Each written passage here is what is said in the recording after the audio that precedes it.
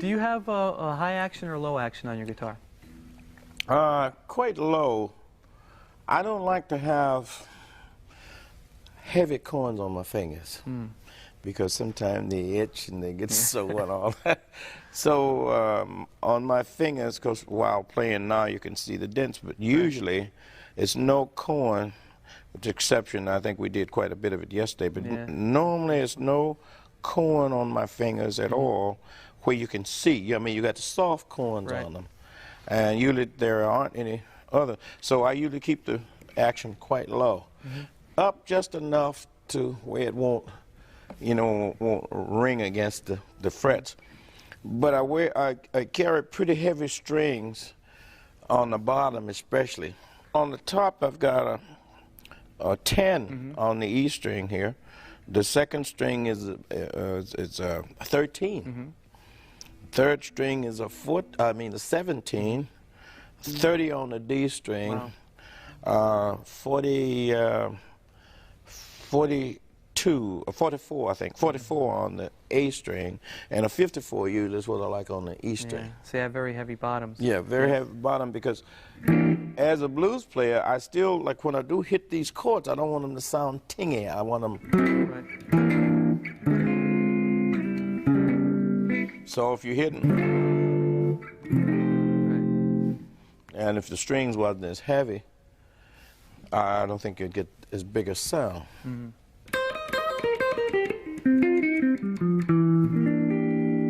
And any particular choice of amps that you use, or? I carry the Lab, the L5, the Lab system, which they've been out of print for a while. I hear that they're making some more, but I bought up about 5 or 6 of them and usually keep them for myself. But a good amplifier is what we're using today is the Fender Twin. The Fender Twins are very good. One thing is good about them, you can find them anywhere and they seem to be pretty near the same. When I'm home, when I say home in the continental United States and my bus can be with me, then I can have one. But I don't ship them over. That's one of the things that with a small group like I have, we don't ship instruments with the exception of Lucille I keep with me all the time. But other than my guitar or my bass player and my guitarist, each one of them, we just carry our instruments and we use whatever amp that's there. A lot of times, 2/3 of the times when I'm traveling, especially abroad, I never see the amplifier until I go on stage. But you still get your sound. That's amazing. Well, I try hard. Another little secret that I usually do, and that is the amp that I have, whatever it might be, the master volume usually is up all the way. All the way to 10. And I control the rest of it from the guitar, from here. So usually I can hear pretty well the sound that I want. That's why I can say usually to technicians when we work and whatever sound they want there, I'll get what I want from here. That's it. I think we touched upon this a little earlier, but I think we should go into this a little more in depth since you are world renowned for this, and that's your vibrato. Okay, well, what happens usually, I will hold maybe the neck to get started, like with the thumb, but mostly when I touch the string, my hand is not on the neck at all afterward. Because it comes from the wrist, it comes from here. So you shake the whole hand? The whole hand like this. But you try as if you was weighing a pound of feathers over here and a pound of lead here. You try to even them. That's not making much sense, is it? But you try to even the trill, if you will. And so, and if you do that, you'll hear just about as much up as you do down. So do you push the string up or do you go both ways? It's just, I guess technically it's both ways, but it's not, not that. So you're almost in the same spot, but Just a little twist. Just a little twist. Twist this way, that way. Now, I notice you do that with all 4 fingers, too. All 4 fingers. Regardless of where you are. So how would you suggest that someone that's just starting to play the blues develop their own vibrato? Well, I would say to them, just as it's awkward for me to use a bottleneck doing this, it may be awkward for them to do this or do that. So what you try to do, and you got to practice though, that's one thing you must do. Anybody that plays need to practice. Some people that are apt, you know, and can think real good may not need to practice as much as anybody. But if you want to get better with what you do, you got to practice. So I would say put your finger on the string, hold it down, listen to it first, so you hear it. Now, which sounds best to you? To me, the faster I do that, the better it sounds to me. To a speed of where I'm comfortable with the sound, which is close to the vibrato in a person's voice, I think is what I'm hearing. Right. It first starts like dropping a pedal in the water. It starts here, and then the waves go. And you'd suggest doing it with every finger? Every finger.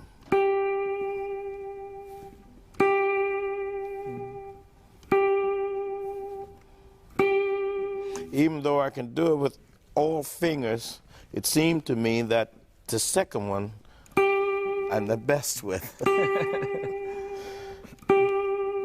This one, I guess I do it more. But after a while, you find that either one is good. But I hope that, you know, you'll do it with taste, meaning that not simply because you can do it, that the first time you hit the string, you know.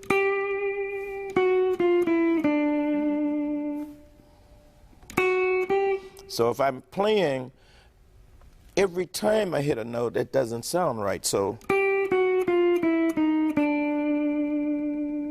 You have to know where to put it. That's what I'm trying to say. Thanks, you helped me out. But there are other times when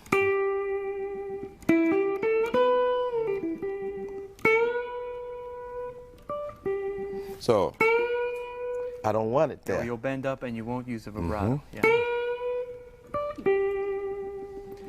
Do you ever use a vibrato when you do bend up? Seldom. I would seldom do that. I can't find a word. It doesn't seem to fit. Yeah.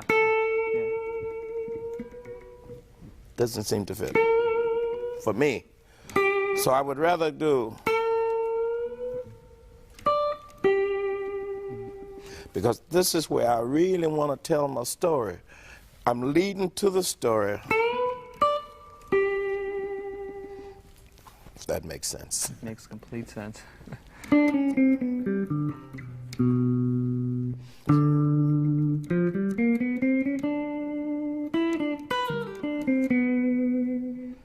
Let's talk about your bending. I'd like to get your bending technique a little in depth. Do you, when you bend with your third finger, do you use the first 2 fingers as support, or do you just bend with a finger by itself, or what's your technique with that? Do you use your thumb as a support? Let me see, what do I do? Let me figure it out.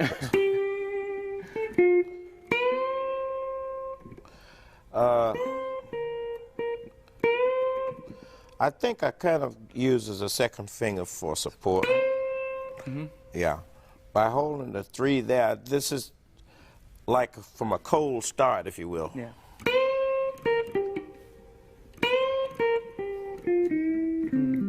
And once you start it, though, from what I call a cold start, I mean the beginning. Right, yeah. Then you can, then I think it's just each finger for itself then. Yeah, I noticed with the first finger, you just use the finger. You see. Yeah. A lot of times to not, if I'm kind of in a hurry, when I say in a hurry, it's like the patterns are moving pretty fast on me. And I got a lot I want to do within the bar there. Excuse me. A lot I want to do within the bar. So when you might, if you had time, if you know, if the pattern is moving slowly. But most times you don't know. In my case, I'm not sure where I'm going to be, so because once I get my introduction there going, then I can kind of take my time and place the notes wherever I feel. And don't get me wrong, it's not like you got a checkerboard and you see, well, move here, move there. It's not that, but you study hearing it going through your head and listen to the changes at the same time.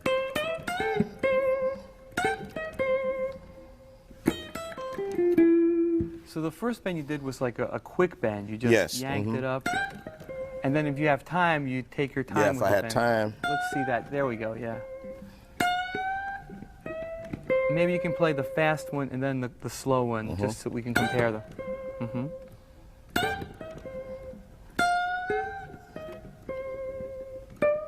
That's great. So the slow one is almost a gliss. You're just almost glissing up while you're bending. Do you ever bend with the fourth or second fingers? Not much. Not much. Well,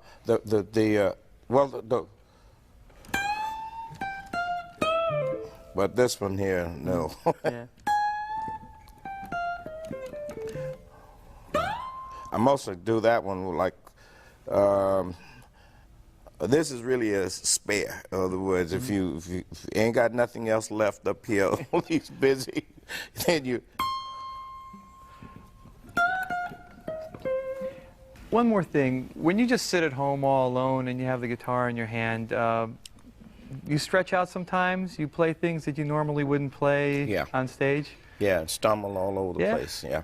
Well, but what I do now, like if you take a computer, I got a computer at home and I got deluxe music software, then I put that on and I'll put something in it that I like to play with, a bounce or something funky or something soft.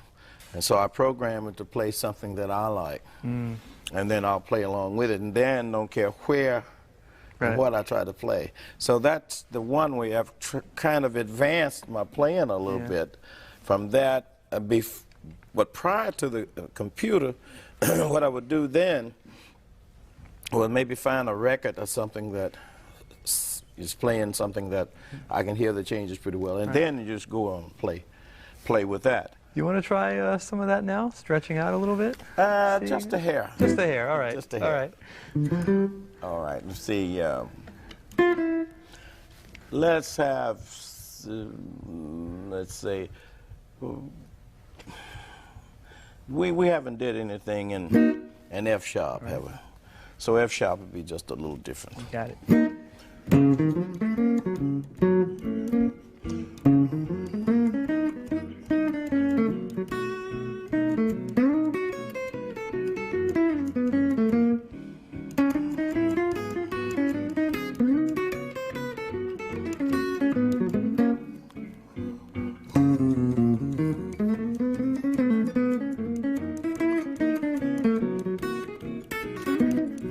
Yeah.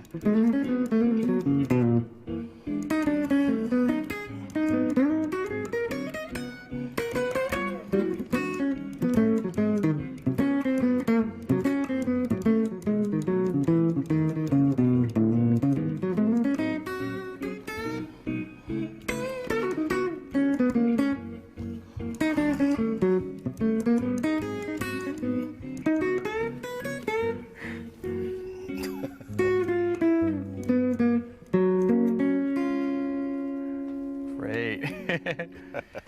Well, it's been a real pleasure talking to you. Thank you very much. It's been fun for me. Yeah, we've learned a lot.